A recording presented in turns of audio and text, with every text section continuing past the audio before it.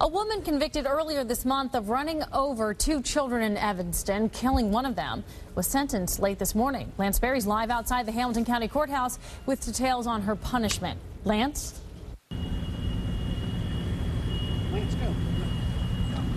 Yeah, hi there, Tanya. You likely remember this case. It was very high profile back in 2009 as with this woman just minutes before this crash happened. She ended up being captured on surveillance camera at a gas station. It was ultimately what led to her arrest.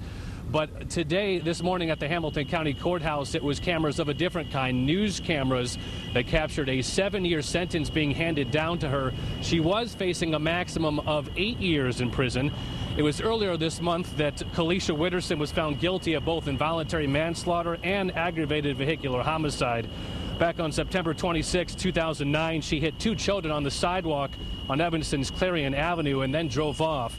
13-year-old Deshawn Bailu was killed. A 7-year-old also suffered some minor injuries.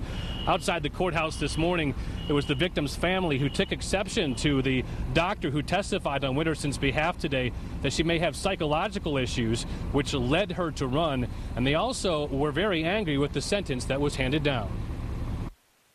To see him laying on that bed lifeless, and she only gets 7 years, if that, they'll never know what we going through, ever. We got to suffer, because we'll never, ever, just like I told that judge, we'll never see him again, ever. But her family get to see her.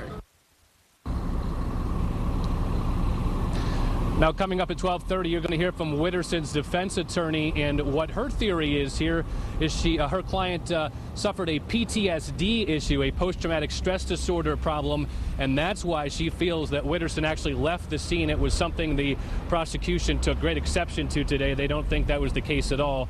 We'll have more of that courtroom action today for you coming up in a few minutes as 9 News at Noon continues. Tanya?